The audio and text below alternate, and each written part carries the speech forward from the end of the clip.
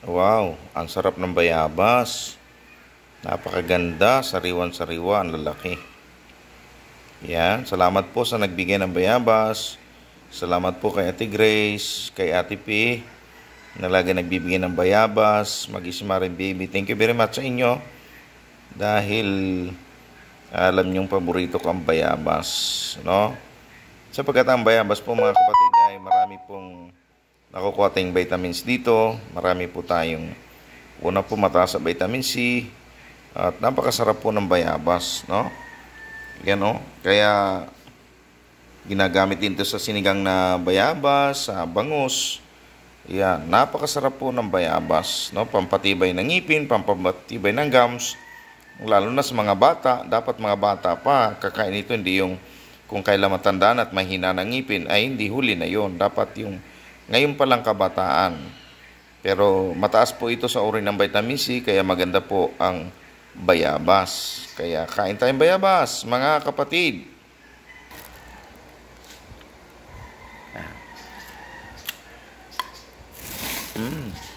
Thank you. Okay. Manibalang. Ito masarap talaga, manibalang.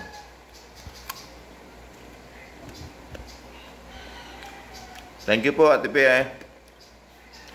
Ate Grace, thank you very much sa napakasarap na bayabas.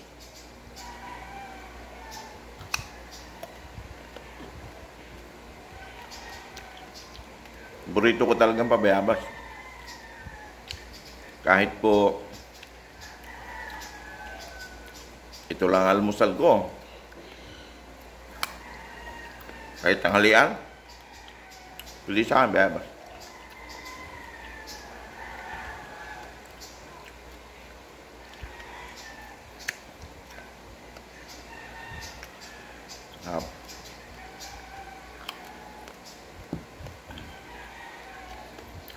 Ayaw ko sa bayabas yung masyadong malambot.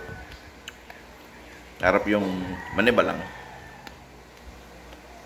Ang bayabas, masarap siya pagka kapipitas lang kaya nasa puno. Sarap. Medyo malambot na, pero hindi pa gaano. Tamtaman pa lang. Pag umabot na to ng bukas, medyo ano na. Hindi na maganda. Kaya dapat yung bagong pitas masarap.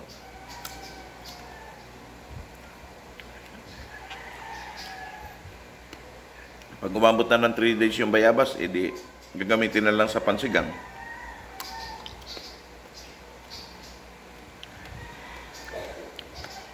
Yan mga kapatid. Ako po ay may edad na.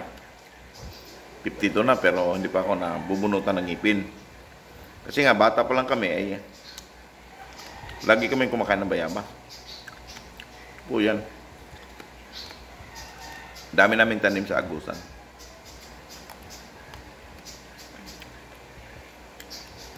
Ang nakakahina kasi ng ngipin natin, inom tayo ng mainit. Mamaya, inom tayo ng malamig. Tapos yung iba, pinambubukas pa ng soft drinks, ang ngipin. Ako, nakakasira po yan ng ngipin. Tapos madalas kumain ng matatamis, chocolate. Oh, kaya yun ang nakakasira ng ngipin. Ito, maniba lang. Kaya, in-advise ko dyan sa mga kabataan. Alagaan nyo inyong ngipin kasi pagtanda natin, magsisisi tayo pagkakulang natin sa ngipin. Kasi mahal ang pustiso. Mahal ang pustiso, isang ngipin. Baka 1,000, baka may, depende sa klase. No? May 2,000. Baka depende. Maliban na lang sa ngipin na nahihingi lang dyan sa, halimbawa sa San Roque. Yun, libre yun. Sa mga nahingi sa suportorero, libre yun.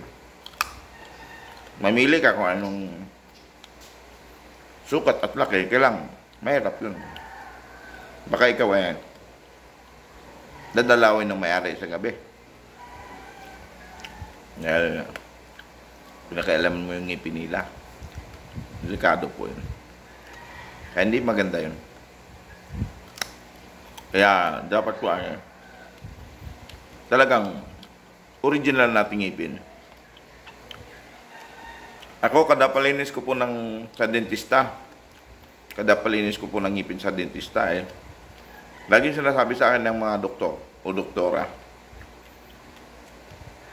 ang ganda daw ng klase ng ngipin ko, original. Parang ngipin ng daga. Sabihin, matibay. Kita mo yung ngipin ng daga, maliliit. Original daw. Hindi raw basta-basta nasisira. Maganda, gusto ko sana ngipin ng kalabaw, mas matibay. Kaya baka. Yan. Kambing, mga matitibay ang ngipin yan. Lalo ng ngipin ng pusa, napakatibay. Nakakain ng, kumakain ng buto ng tinik ng mga isda. Tibay ang ngipin nila.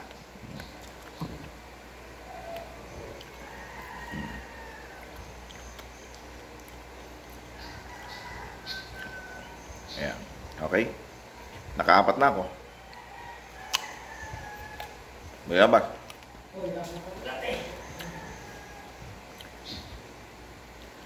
Kaya, na-advise ko, mga bata dyan,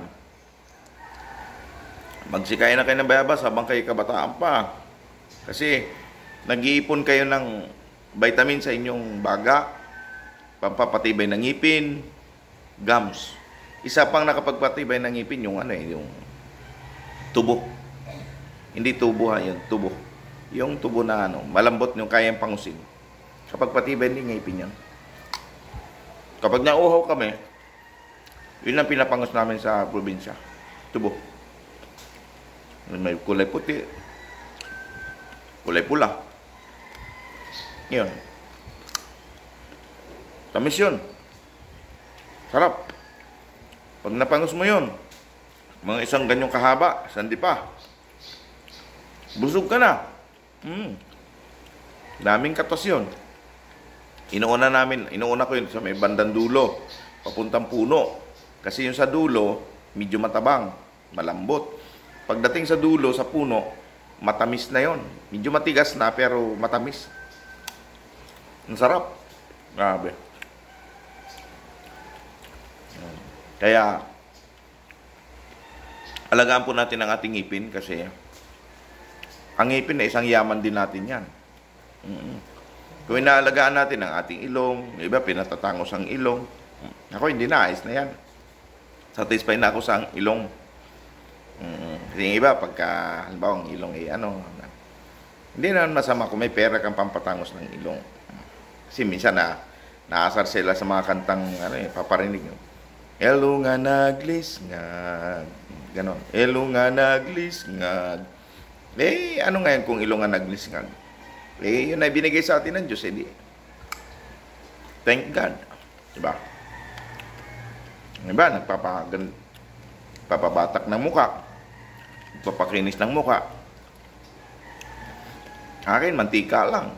Ayos na. Hindi yung pinagprituhan. Yung lang. Kahit anong langis.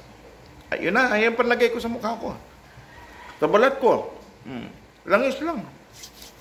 Ayos na sa akin yun. Hindi na. Minsan, pag may lusyon, naglulusyon din ako. Pero, madalas, talagang madalas, langis lang. Ngayon, nabigyan ako ni Pogi ng langis ng sampagita. Yun, palagay ko. Minsan, Korean ginseng. Ganon. O, pang-anim na to. Hindi yung lambot ng kote. Kaya, habang kumakain ako, kwentuhan lang tayo, mga kapatid. Kasi, alala ko lang, kaming magkakapatid, 8 kami.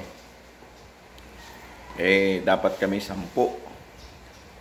11 pala, nalaglag yung 3. Nabuhay ang 8. Naalala ko sa aming magkakapatid, wala po nakitang bungi sa amin. Kasi nga, kinakain namin bayabas, ang dami talaga. Halos siguro araw-araw. Baon ka sa school, bayabas. Wala akong pera, pampapalit ko ng ballpen, ay lapis at saka papel, bayabas. Yan. Sa isang munggol, papalitan ko ng malalaking bayabas yan, mga 10. Isang munggol, minsan 5 bayabas lang malalaki. Busog na may kaklase ko. Mabigat lang dalhin. Siya, may dinadala ko mga 20 perasos, 40 perasos, dinadala ko. Ilayo ng pinanggagalingan. Galing sa school, nasa mga halos 20 kilometers, nilalakad namin sa Agusan. Kaya, hindi po madali. Kaya, salamat po sa inyong pagsama dito sa kwentuhan. Encourage ko po kayo na kung may puno kayong bayos, maharap kayo sa bahay, maganda maglagay kayo ng bayabas. Kaya, guyabano, laban sa kanser yan, guyabano, pwede rin lagayin ang dahon yan, magtanim kayo ng mga malunggay. Maganda mayroon tayong sariling tanim, kahit na maliit lang ang bahay natin.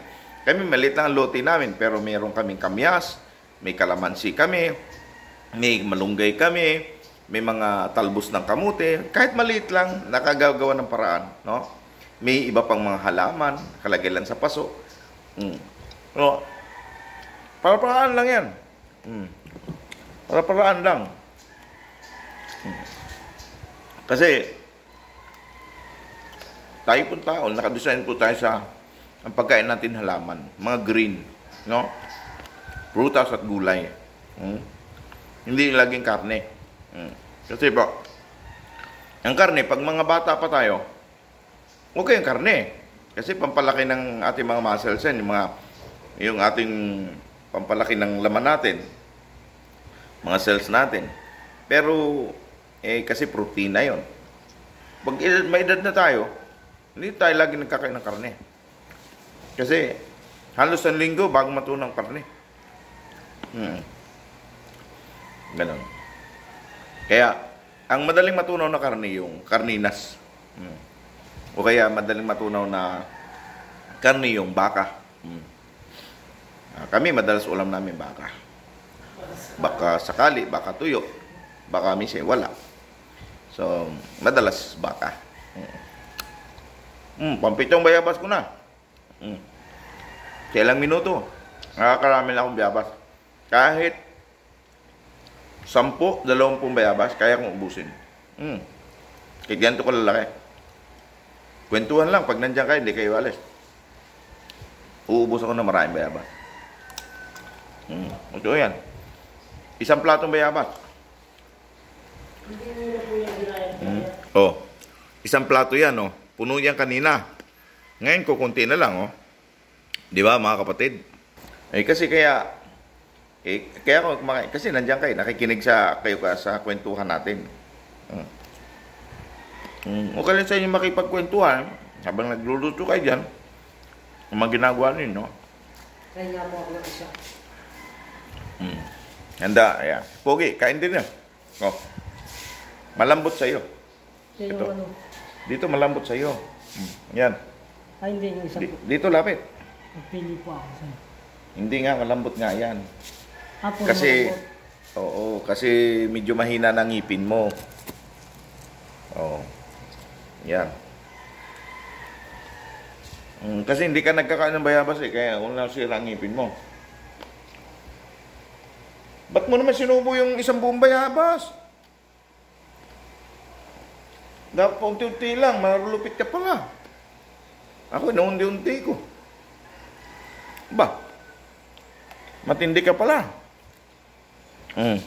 Sa'yo malalambot, Hindi ko gusto mapapangos. Hindi. Huwag mong biglain. Ubus mo agad Wala akong pangkagat. Walang pangkagat, may ngipin ka. Ayan. Nakailang bayabas na ako. Pang 8 na ito, 9 na.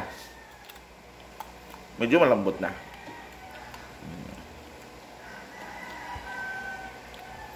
Mga kapatid, maraming salamat po. Ngipin kasi ni Pogi, medyo may problema dito sa una. Sa akin man, yung ngipin ko sa una at saka dito sa baba, magkalayo talaga yan. Pinanganak ako. Ganyan na yan, hindi po yung kulang. You know, dito ay